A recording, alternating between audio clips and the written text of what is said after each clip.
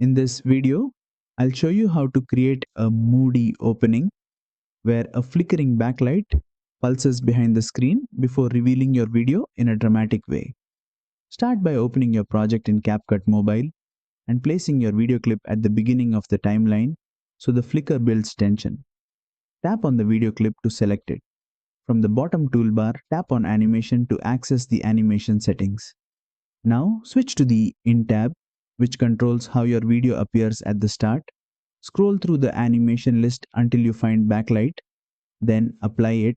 Once applied, light flickers behind the frame, creating depth and suspense before the video fully appears. In CapCut Mobile, this animation is applied directly to the video clip, not as a separate layer.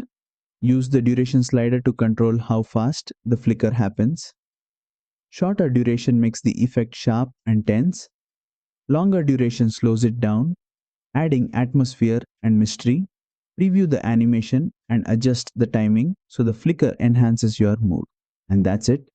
You've successfully added a flickering backlight reveal animation in CapCut Mobile. If this tutorial helped you, don't forget to like, share, and subscribe for more CapCut Mobile animation tutorials.